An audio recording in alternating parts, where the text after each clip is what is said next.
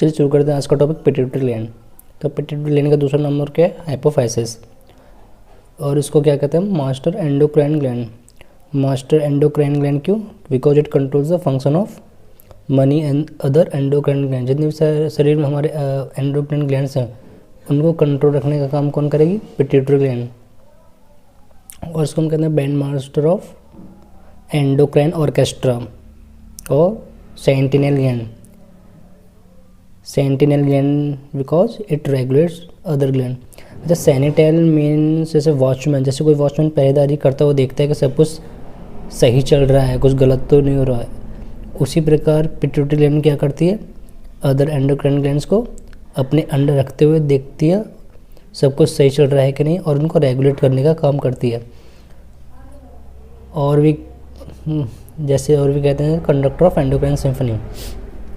और लोकेशन अगर देखें तो जो small red grape pea shaped gland होती है and it is present on ventral side, hypothalamus के वेंट्रल साइड। कौन से रीजन में? दैट इज डायनसिफ्लॉन, जहाँ पे कौन सी कैविटी होती है? Diocoel, third ventricle, and well protected in depression called sella turcica of sphenoid bone of cranium and sphenoid bone of the unpaired bone of skull. और it is attach to hypothalamus. ये hypothalamus से attach रहती है bye stock, या इसको कहते हैं infundibulum या फिर इन्फंडिबुलर स्टेम। चलिए देखते हैं कि पिट्यूटरी ग्लैंड बनते कहाँ से हैं। तो that is dorsal part, dorsal region, that is ventral region, that is floor and roof, और ये hypothalamus. And this is glandular epitheliums and pharynx region. So adenohypophysis मतलब anterior pituitary. So adenohypophysis in anterior pituitary क्या होती है? ये upward growth होती है किसकी? ग्लैंडुलर एपिथेलियम इन फेरेंक्स में, जिससे ये स्ट्रक्चर बनता है जिसको हम कहते हैं रातकेस पाउच। सो एडेनोहाइपोफाइसिस किसका डेरिवेटिव हुआ? बक्कल कैविटी मतलब फेरेंक्स रीजन का। लेकिन जो न्यूरोहाइपोफाइसिस होती है मतलब पोस्टीरियर पिट्यूटरी, ये क्या होती है? It is a downward evagination of the neural tube at the base of hypothalamus. So therefore it represent true extension of brain. So it's from posterior pituitary. और ये वाला रीजन क्या बनाएगा? Anterior pituitary. अगर साइज़ की अगर बात करें पिट्यूटरी ग्लैंड का साइज़ कितना होता है? 1.3 सेंटीमीटर डायमीटर में। वेट कितना होता है? 0.5 gram. And parts it is divided into 3 parts. पहला हो गया एंटीरियर पिट्यूटरी और एडेनोहाइपोफाइसिस और pars distalis. Second middle pituitary और pars intermedia. And third is posterior pituitary और न्यूरोहाइपोफाइसिस या फिर पार्स नर्वोसा। एंटीरियर पिट्यूटरी और मिडिल पिट्यूटरी दोनों मिलकर पूरी की पूरी पिट्यूटरी ग्लैंड का 3/4 बनाती हैं, that is 75%। And posterior pituitary itself 1/4 part बनाती है, that is 25%। And overall origin अगर देखें पिट्यूटरी ग्लैंड का, that is ectodermal in origin. चलिए इसको डायग्रामेटिक व्यू से समझते हैं। This is hypothalamus and this is pituitary gland. So hypothalamus is the region of brain where nervous and endocrine systems are integrated, means it perform both nervous and endocrine functions. Hypothalamus communicate करता है pituitary के anterior lobe से by hypophyseal, these are blood vessels, hypophyseals, portal blood vessels, and pituitary के posterior lobe से, this is posterior lobe of pituitary, by axons of its neuron, अपने neurons के axon से communicate करता है posterior lobe से। So ये portal vessels and neurons passes through a stalk to the pituitary. Stalk को pass करते हुए किस में चले जाते हैं? पिट्यूटरी ग्लैंड में। So what is stalk? Stalk is the connection between hypothalamus and pituitary gland. चलिए समझते हैं। These are nuclei.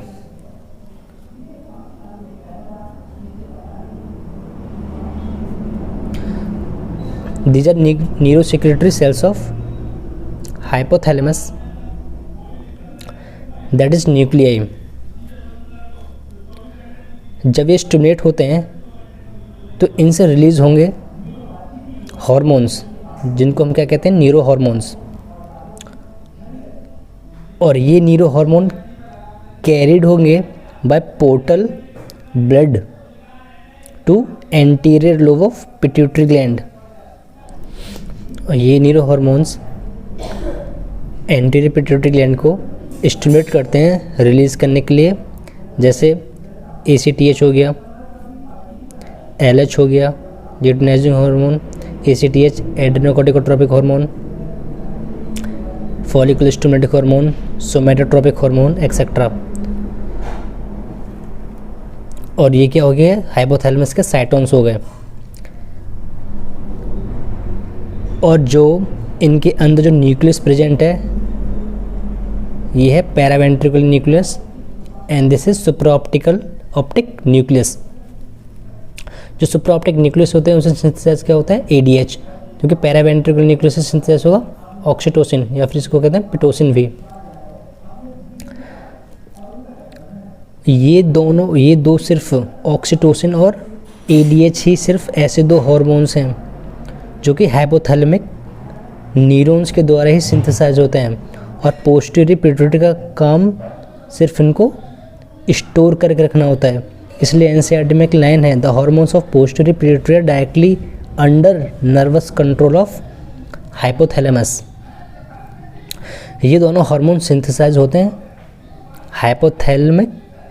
हाइपोथैलेमस में एज प्रो हार्मोन और पैक्ड हो जाते हैं लार्ज न्यूरोसेक्रेटरी वेसिकल्स में और डिलीवर्ड हो जाते हैं एक्सॉन्स के टर्मिनल्स में।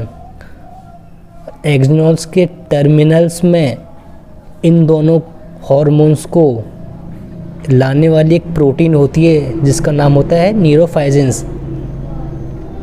सो न्यूरोफाइजिन्स क्या होती हैं, न्यूरोफाइजिन्स भी एक तरह की कैरियर प्रोटीन होती हैं जो कि ट्रांसपोर्ट करती हैं ऑक्सीटोसिन और ADH को, कहाँ से, फ्रॉम पैरावेंट्रिकुलर न्यूक्लियस और सुप्राऑप्टिक न्यूक्लियस से posterior to the posterior lobe of pituitary gland. तो उससे पहले एक टर्म देखते हैं, पिट्यूटरी स्टॉक। ये जो पिट्यूटरी स्टॉक है ये समटाइम्स इट स्वेल अप, तो इसको फिर हम क्या बोलते हैं, स्वेल अप होने के बाद कॉर्पस एल्बिकेंस। अच्छा, कॉर्पस एल्बिकेंस टर्म हमने एक जगह और पढ़ा है, कहाँ पे, ओवरी में। So it is also present in mammalian ovary. जब सेकेंडरी oocyte फर्टिलाइज नहीं होता है तब कॉर्पस ल्यूटेम डिजेनरेट होके ओवरी के साइटोप्लाज्म में वाइट स्कार के फॉर्म में कन्वर्ट हो जाती है, जिसको हम कॉर्पस एल्बिकेंस कहते हैं। हम डिटेल में पढ़ेंगे इसमें वो ओवरी में। तो एक और टर्म देखते हैं, पिट्यूसाइड। तो पिट्यूसाइड भी एक तरह के ग्लियल सेल्स ही होते हैं। जब nerve fibre of neuro hypophyseal system terminate करते हैं तो इन्हीं फाइबर्स के बीच में पिट्यूसाइड सेल स्प्रेड रहते हैं, मतलब फैले रहते हैं।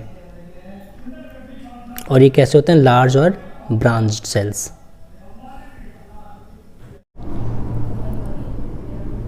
चलिए बात करते हैं, मतलब जो एक्सपेक्टेड क्वेश्चंस रहते हैं पोस्ट पिट्यूटरी ग्लैंड से। जैसे एक बार PMT में आया था ये कि ऐसा कौन सा लोब है पिट्यूटरी का, या फिर which of the following is an accumulation and release centre of neuro hormone. Neuro hormones का एक्यूमुलेशन एंड रिलीज सेंटर कौन सा है। तो हमें पता है एक्यूमुलेट न्यूरो हार्मोन मतलब न्यूरो हाइपोफाइसिस, इसको हम कहते हैं posterior pituitary, this is posterior pituitary gland. इसी में क्या रहते हैं, स्टोर्ड रहते हैं कौन कौन से हार्मोन, ऑक्सीटोसिन और वैसोप्रेसिन। ये ही लोब एक्यूमुलेट करता है और यहीं से क्या होता है, इन हार्मोन्स का रिलीज, इसीलिए क्या है, रिलीज सेंटर। तो उसका आंसर चला जाता है क्या answer, posterior lobe of pituitary gland. एक और क्वेश्चन आया था APMT 2015 में कि ऐसा कौन सा हार्मोन्स है जो कि सिंथेसाइज तो कहीं और होता है लेकिन स्टोर और रिलीज़ वो मास्टर ग्लैंड से होता है। उसमें 3-4 ऑप्शन थे, एक था MSH मेलानोसाइट स्टिमुलेटिंग, सेकंड था ADH, थर्ड था LH, फोर्थ था प्रोलैक्टिन। तो आंसर क्या आया था उसका ADH, क्योंकि ये सेंटर क्या करता है उसको स्टोर करता है और रिलीज़ करता है ADH को। सो सिंपल ही क्वेश्चन था वैसे तो वो। ठीक है दोस्तों, अगली क्लास में देखते हैं कोई और topic. Thanks for watching, thank you.